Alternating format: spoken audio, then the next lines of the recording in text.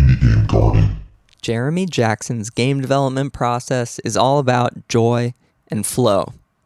His solo dev studio is therefore aptly named Joyflow Games, and he's currently all in on making Starspark, an anime tournament roguelite in which powerful characters unleash devastating combos and collect skills to topple their opponents in a series of turn-based battles. In Starspark, Jeremy combines the mechanics of fighting games, roguelites, and JRPGs to create a product that is as engaging as it is unique. Beyond this commercial release, one glance at Jeremy's itch.io page, which can be found at jeremyjackson89.itch.io, shows how much whimsy and joy he brings to game development and collaboration with his peers. It's such an honor to have Jeremy on the show today. Well, Jeremy, thank you so much for being here. Can you talk me through your journey to becoming a developer? What drew you to the idea of making games in the first place? And how did the passion progress for you? Yeah. Well, one, thanks for having me. It's cool to be on here. Of course. And as far as how I got to be where I'm actually making games, what kind of sent me down that path? It's kind of silly, I guess.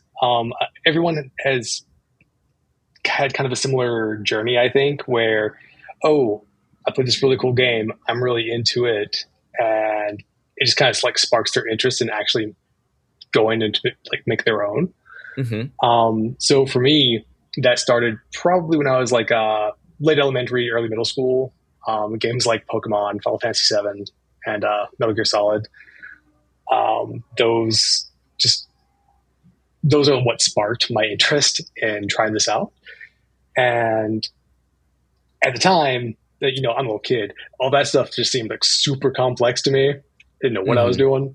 So in a kind of a funny attempt that only like a 10-year-old could think of, I at one point actually tried to physically mail character names, like potential main character names of the protagonist for Pokemon Gold and Silver to Game Freak in Japan. Because I'm a little kid. What am I going to do? But anyway, funnily enough, that actually did make it to Japan. Wow. And he came back with Japanese postage, but it didn't actually get to Game Freak, obviously. Yeah. But even then, I thought I was like, oh, cool. I actually made this go to Japan. That's neat. But anyway, since that didn't quite pan out, what I wound up doing was trying to associate myself with games in some capacity in middle school. And the way I did that was I started making online guides for games, not quite like GameFAQs, but there's a little RPG site that's been around on the internet for about 20-something years now called RPG Classics. I actually found that place and I started making an online guide for a Dragon Ball Z RPG called Legend of the Super Saiyan on the Super Nintendo. And that was kind of my introduction to not game development, but something like game adjacent. Yeah, the industry. Yeah, exactly. It was kind of my introduction to web development as well, because that involved learning how to create web pages using HTML.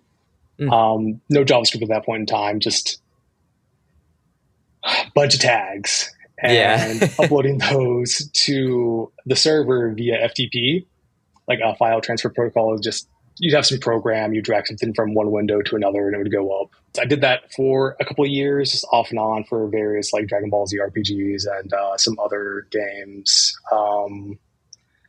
that maybe wouldn't have guides online or would be a little niche.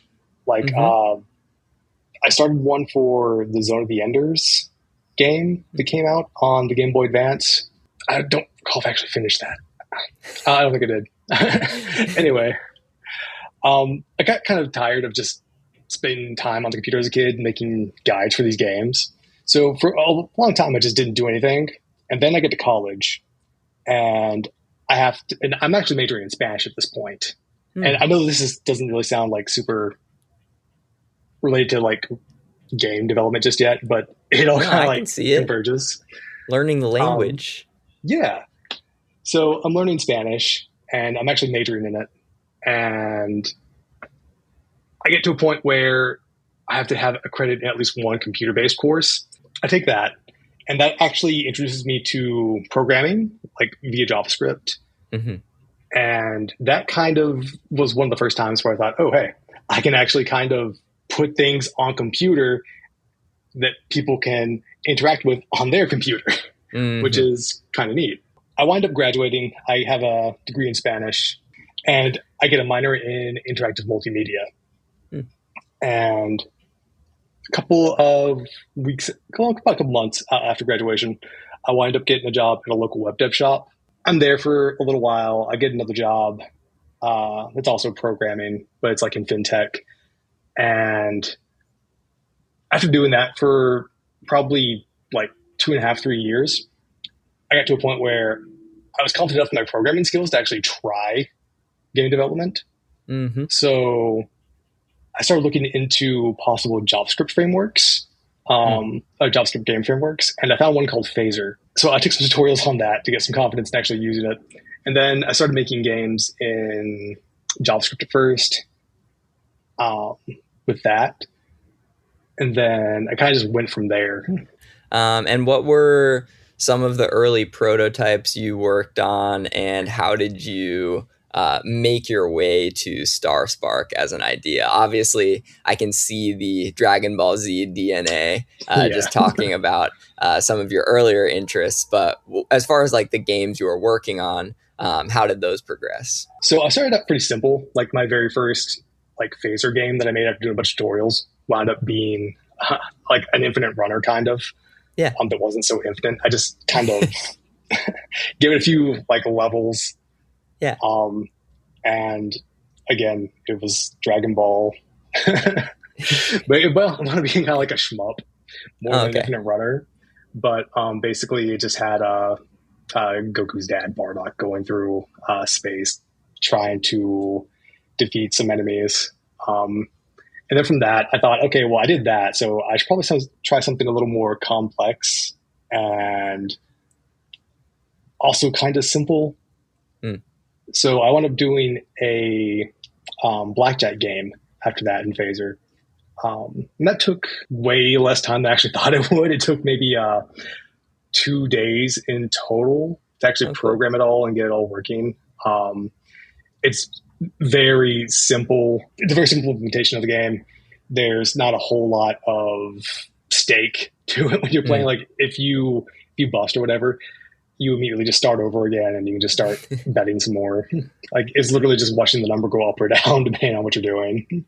And from there, I kind of started doing a few more game development related things in my free time. There's a competition called JS13K. It's like JavaScript 13 kilobytes.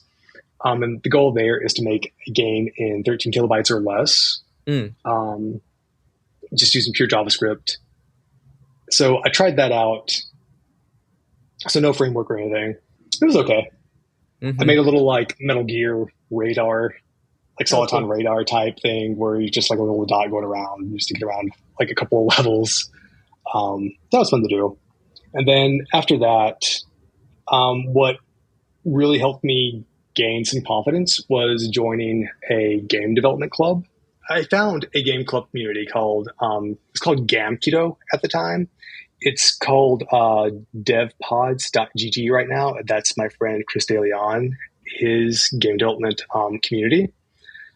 And it's just this community where you have to pay, but part of that is kind of making sure that you've got a little bit of skin in the game. You kind of use it like a gym membership almost. If you're paying, you're more likely to go do the thing. Part of that is why you wind up paying. Part of that is because you wind up paying for access to people and resources to help you out. It helps Chris live, but also helps him help you for a living, which is actually kind of cool. and it just helps him help all these other people as well. Yeah. I want to say when I was still there, there was like 40 to 50 people that did that.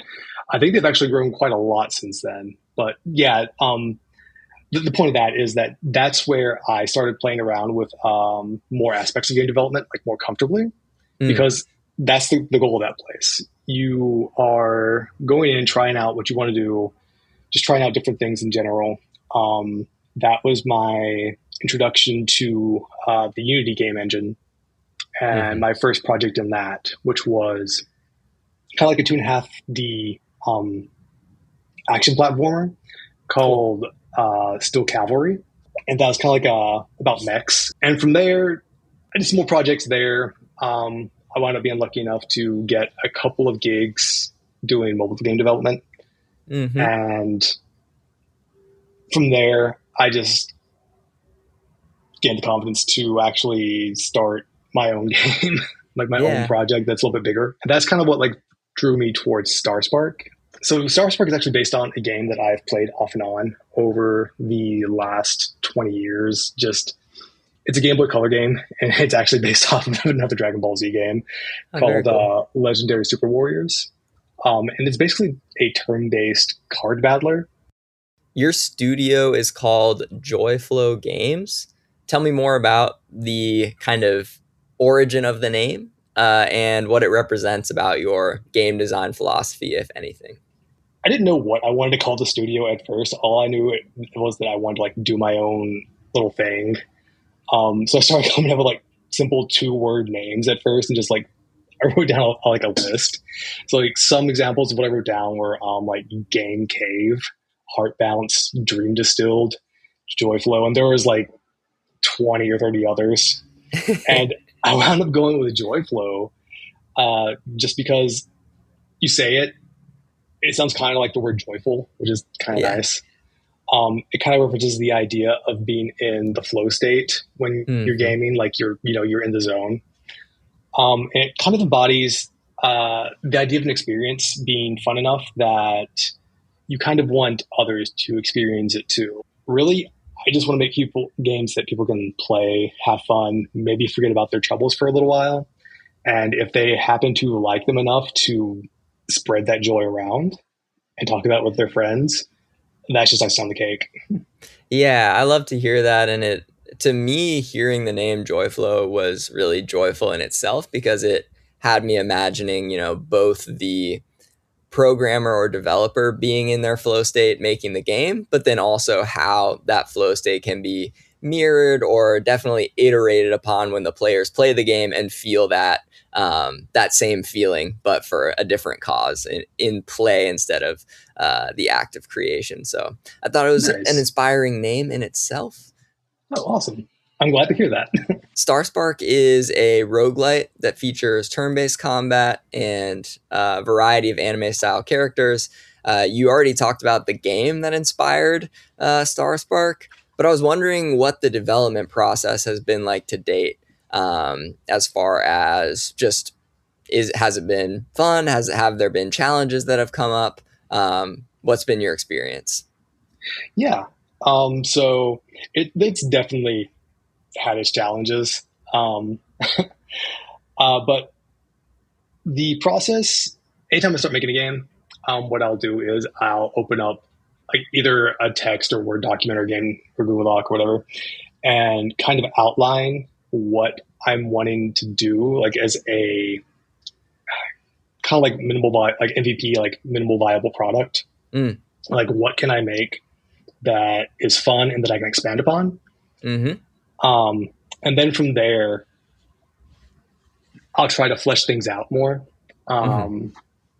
As far as like mechanics, characters, the world they inhabit, things like that.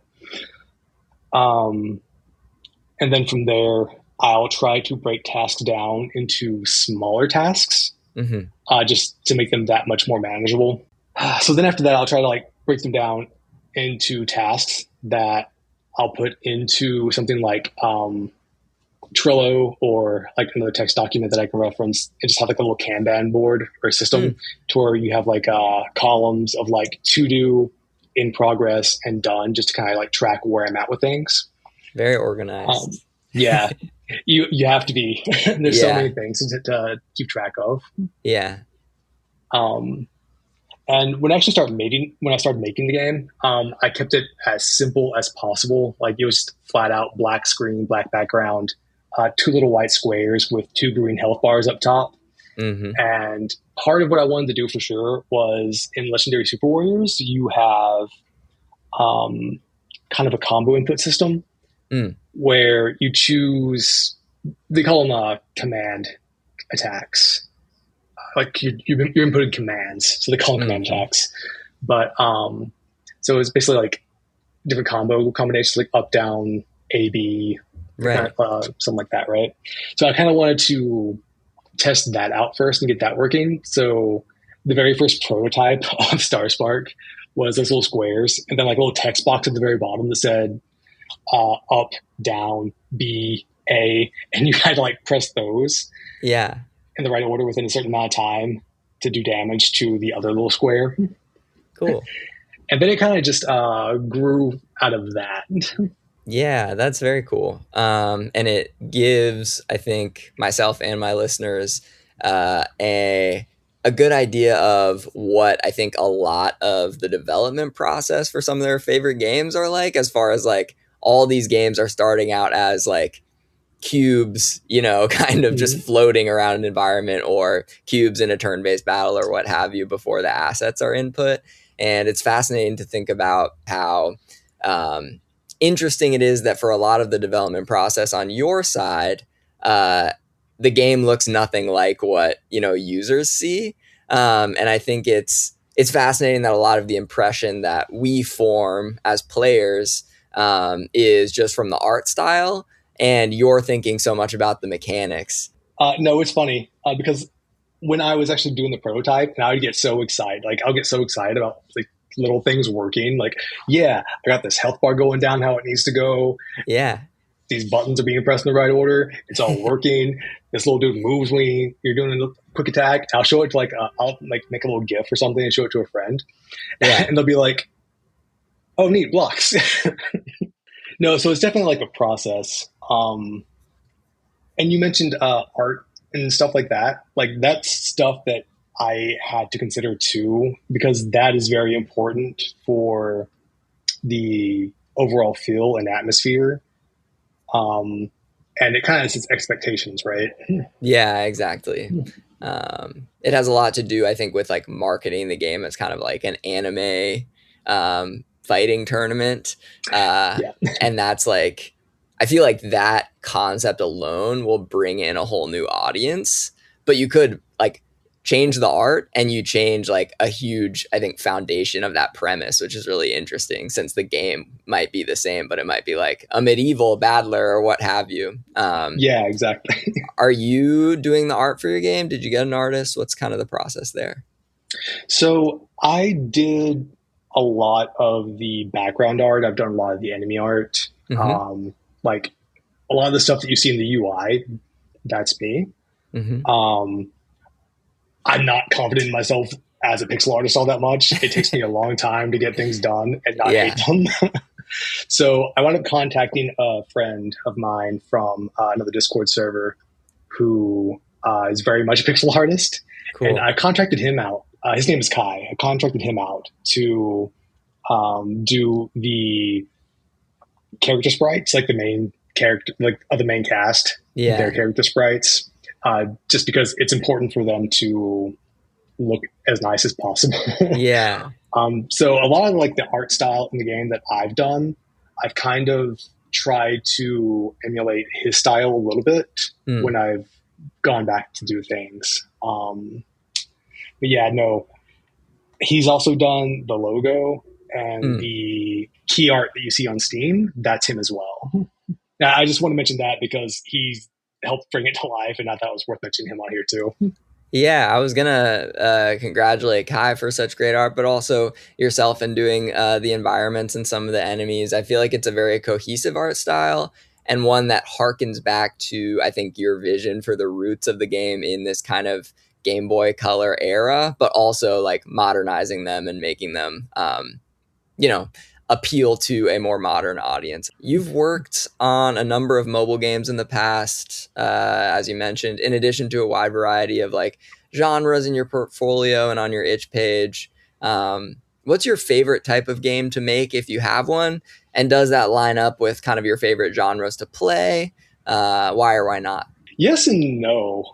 So what I like to make usually winds up being like top-down 2D pixel art, probably because that's just Cool.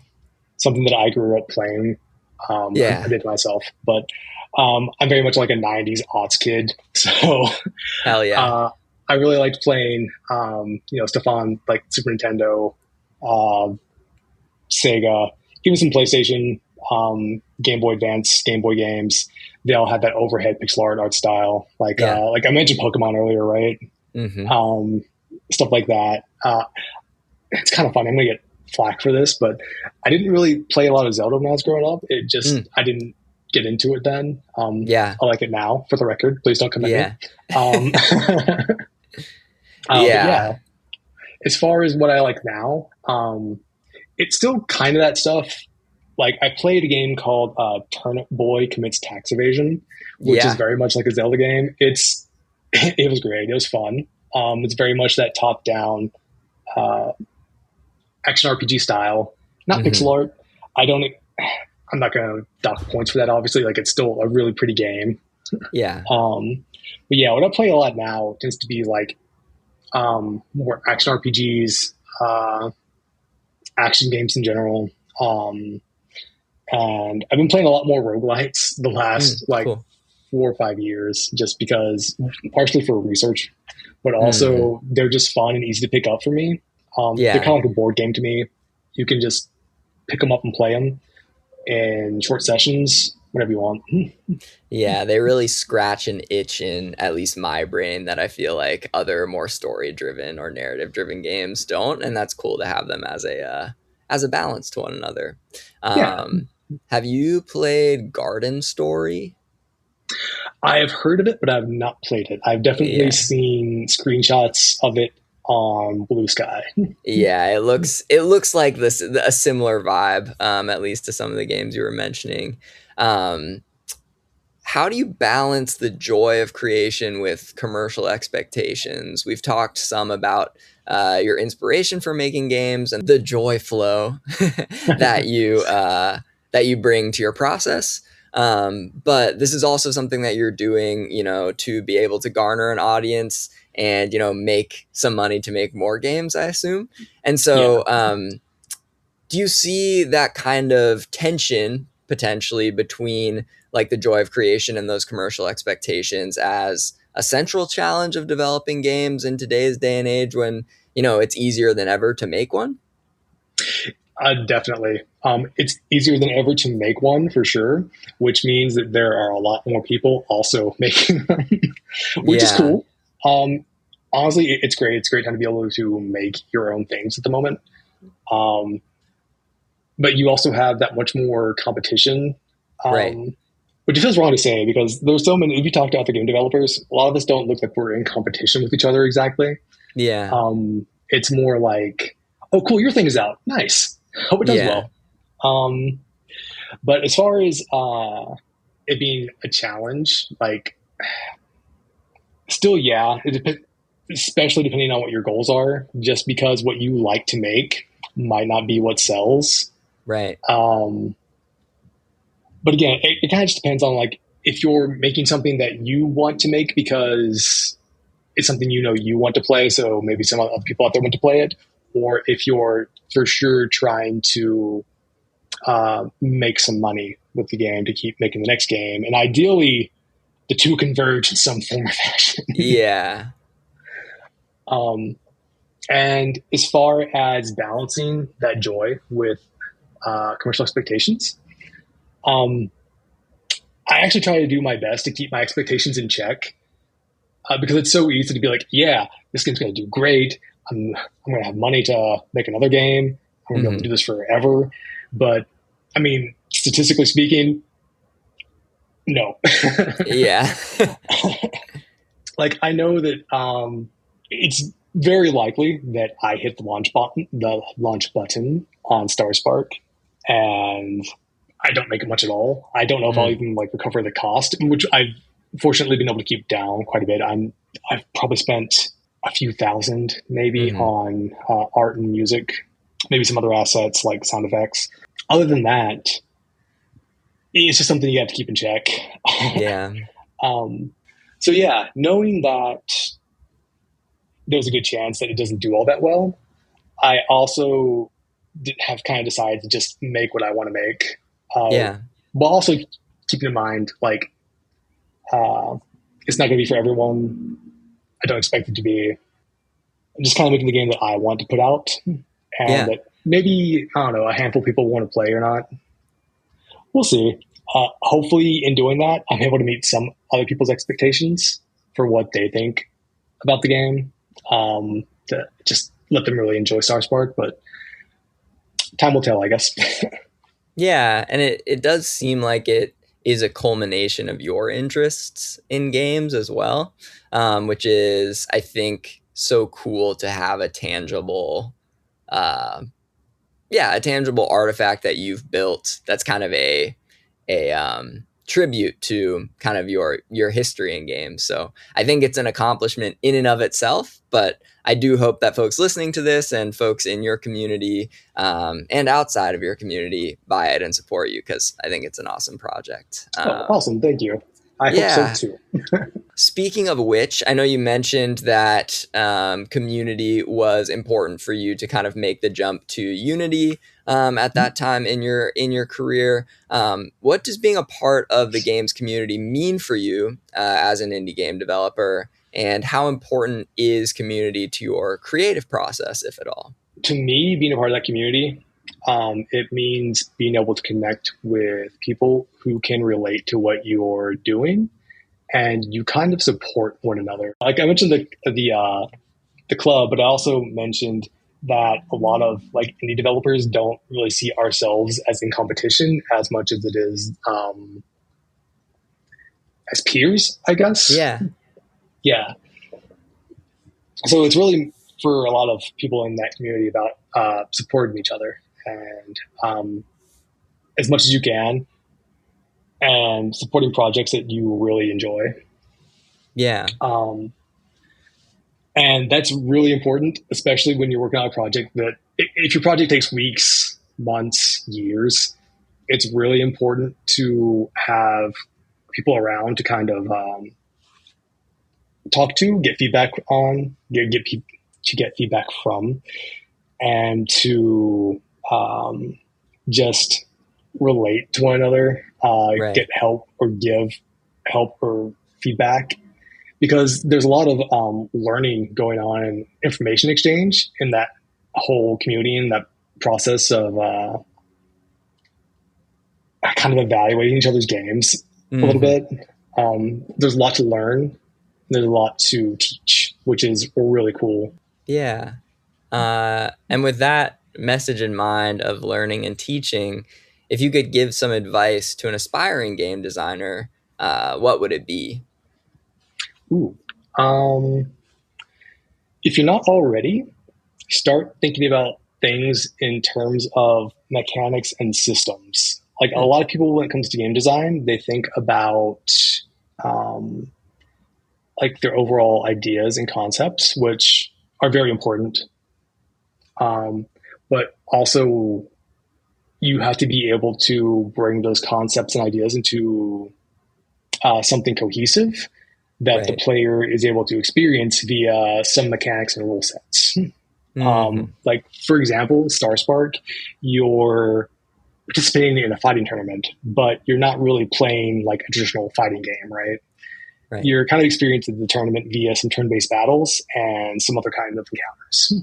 That's fascinating advice, and it brings to mind the kind of I like to think of it as a Venn diagram in games between kind of systems or like mechanics oriented engagement and like narrative Mm-hmm. engagement or aesthetic engagement, because I think, like, on all the way over in one circle of the Venn diagram, you have something like a visual novel, where mechanics very limited.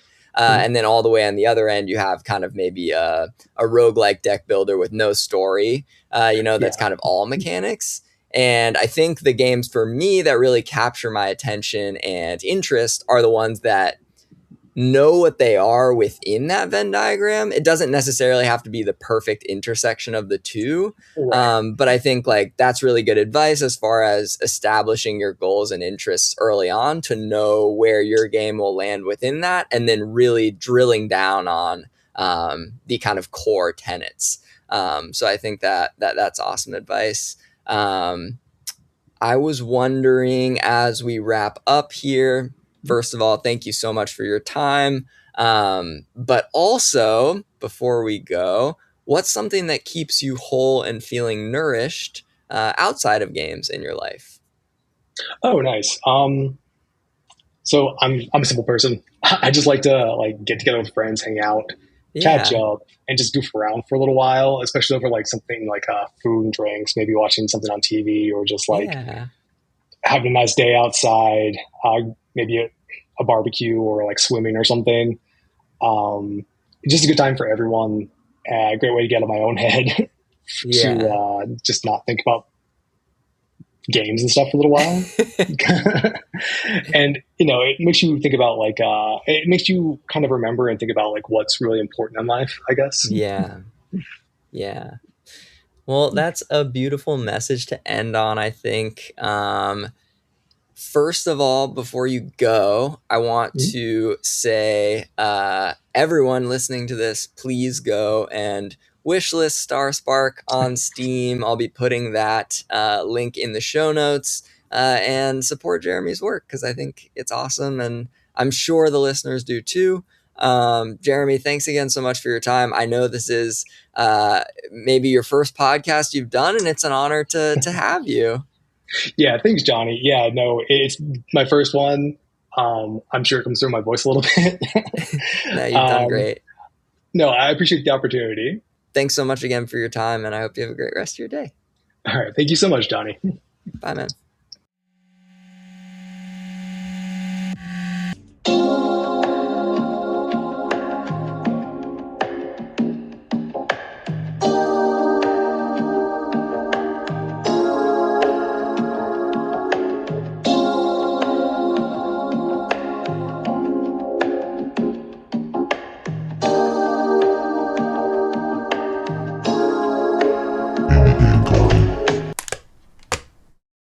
I loved hearing Jeremy talk about just being a simple person at the end of that interview and taking his mind off game dev with time with friends, swimming, and barbecuing, and just doing fun things. It means a lot to me to hear, and I would just love to shout out all devs out there. Pretty much everyone I've talked to at this point has just been such a chill, humble, and loving soul, and Jeremy was no different. I really enjoyed that conversation with him, and really enjoyed kind of after the interview delving more into the Game Boy Color catalog, particularly to look up the game that he recommended as a main inspiration for Starspark, which is Dragon Ball Z Legendary Super Warriors.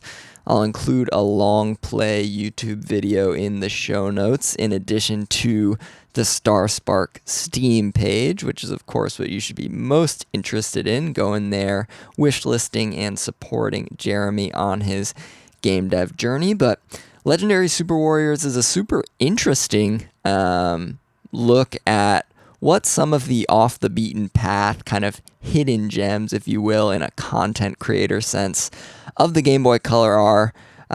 My main exposure to the console is just playing my old version of Pokemon Yellow on, I think, a teal Game Boy Color that I picked up at a Goodwill when I was quite little and quite excited about the find.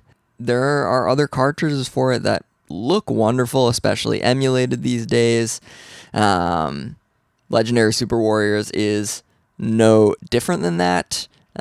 It has the aesthetic of actually The closest thing I can compare it to that I've played is the Pokemon TCG trading card game on the Game Boy Color, and you walk around kind of in this top-down pixel art environment that Jeremy mentioned as his main inspiration for the type of aesthetic he likes in games, and you enter into these turn-based battles that are pretty much one-to-one emulated by Starspark with modern features. So I think it's a cool look into the past, and I hope you give that a look after wishlisting Jeremy's game on Steam.